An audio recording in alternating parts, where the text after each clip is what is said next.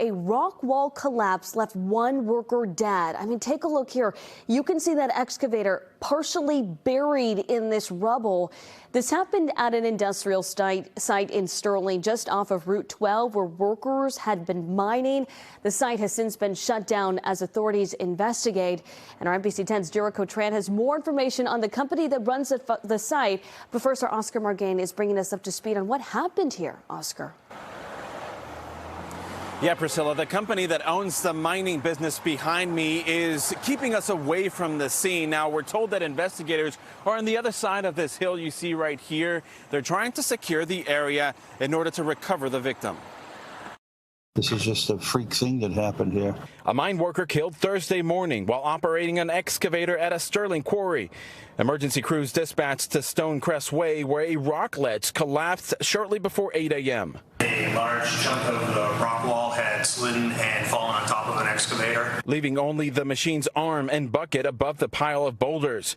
Eric Heitch works next door and is familiar with a mining pit. You really feel the scale of the rock walls, around you and the mounds of all the rock that they've been excavating. Recovery efforts continued for about an hour until authorities determined it was too late. They were unable to find any signs of life, and in the meantime, we called in OSHA and the mine safety people and CPAC, the State Police Detectives Unit, and the scene was secured. The mining operation producing gravel and sand for construction projects now shut down as the Mining Safety and Health Administration works to secure the site. In my estimate, there are hundreds of tons of rock that came down, and so I think it's going to take a long time for the recovery.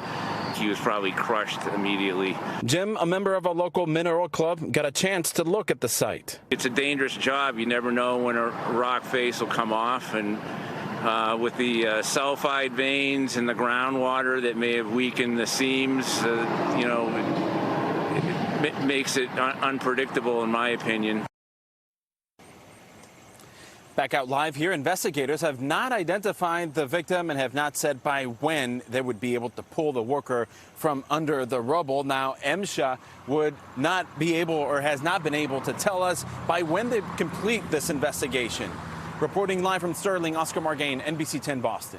Oscar, thank you. We continue our team coverage with a closer look at the company who owned this industrial site where that worker was killed. Our NBC 10's Jericho Tran is in Sterling with that part of the story. Jericho, what are you learning tonight? Well, tonight we're learning that the company in charge of this site is called Onyx Corporation. They've been around for 40 years. They have sites throughout the state. But here's the thing, folks. Even the most experienced companies undergo the most difficult challenges, and that became a frightening reality today. Heavy stones and rubble piled down the side of this quarry. A wall or a piece of the ledge or something fell off the side of the hill and hit the machine the man was driving. Leaving only a portion of an excavator protruding from the rubble while the body of a worker remains inside. Whoever's trapped right now, I don't know if I know him. Terry Heinhold used to own the quarry before selling it to the current owners, Onyx Corporation, 2 years ago. And they've always done a good job.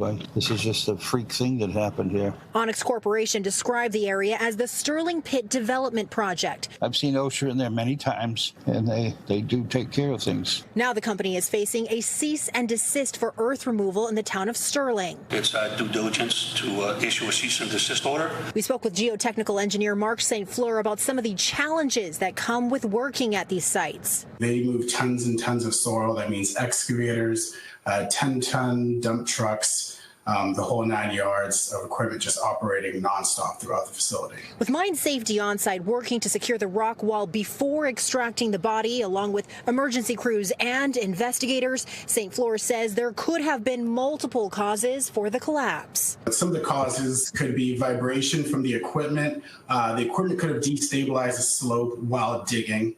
In addition, there could have been from the heavy rains we've had over these last few days.